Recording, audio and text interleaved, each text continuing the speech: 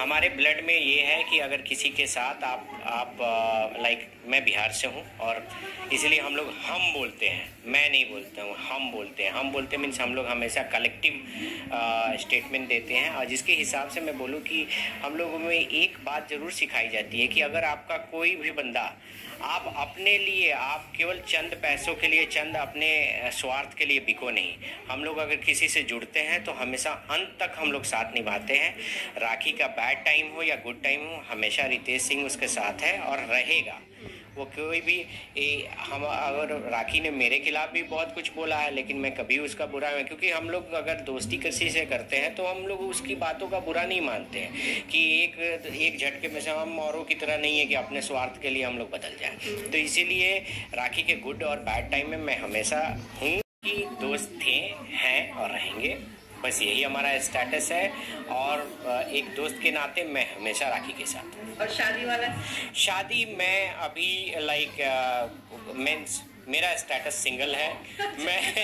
मैं शादी के ना मैं शादी करना चाहता हूँ और ना ही मेरा कोई रिलेशनशिप है किसी के साथ। मैं मोदी जी की तरह सिंगल रहना चाहता हूँ, हमेशा देश की सेवा करता हूँ। मैं अपनी बाकी की लाइफ में, पर्सनल लाइफ में किसी को इंक्लूड नहीं कर रहा हूँ। ओके। ये बुनियाद है। मुझे नहीं लगता है कि लोगों को ये बात समझाने की ज़रूरत है। बहुत सारे केसेस मैं आपको बता दूं कि अगर आप किसी का मर्डर नहीं करते हो, रेप नहीं करते हो या कोई बड़ा संगीन जुर्म नहीं कर सकते हो तो कोई एब्सकॉन्ड नहीं हो सकता। जो लोग कह रहे हैं एब्सकॉन्ड है और नहीं है, ऐसा कुछ नहीं है।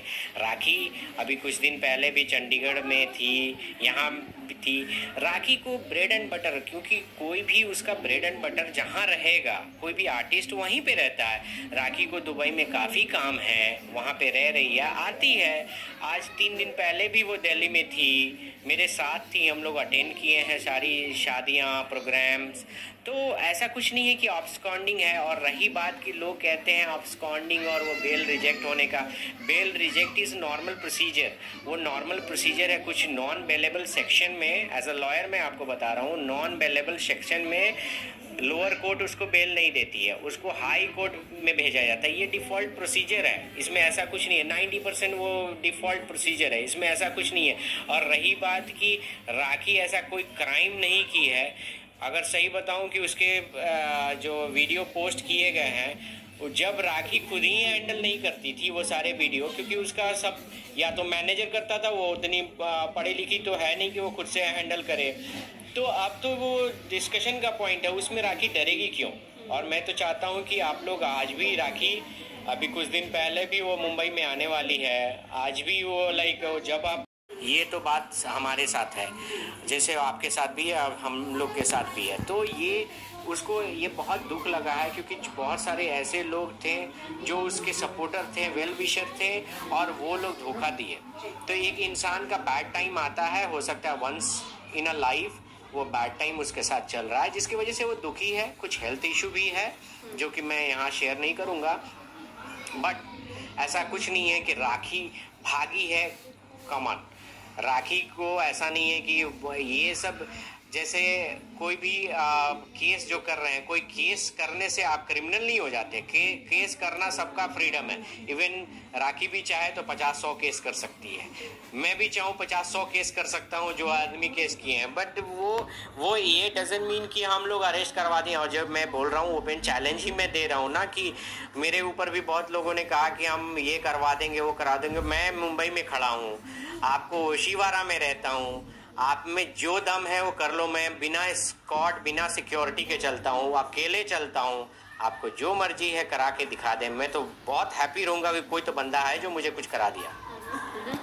हम लोगों ने प्रोडक्शन हाउस और एंटरटेनमेंट के लिए हम लोगों ने कंपनी शुरू की है। अभी हमारे पास हम लोग उस कंपनी के थ्रू ऑलरेडी 4 गाने हम लोग शूट कर चुके हैं और 2 फिल्में हम लोग शूट कर रहे हैं। आप लोग मुझे विलन बना के बाहर निकले, बट मेरा कैरेक्टर उतना बुरा नहीं है जो कि अभी बीच बस 17 में चल रहा है। तो ऑफ कोर्स आप लोग कंपेयर कर सकते हो कि किसी वाइफ के साथ ऑन कैमरा रहना कितना मुश्किल है, तो आप समझ सकते हो।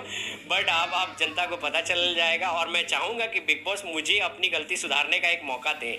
इन फ्यूचर ज़रूर मैं बिग बॉस में जाना चाहूँगा, ऑफ कोर्स मैं राखी के साथ जाना चाहूँगा कि एटलीस्ट मुझे अपनी गलती सुधारने का मौका दें और लोगों को पता चले कि नहीं, मैं जो मुझे लाइक दिखाया गया है वो मैं नहीं हूँ।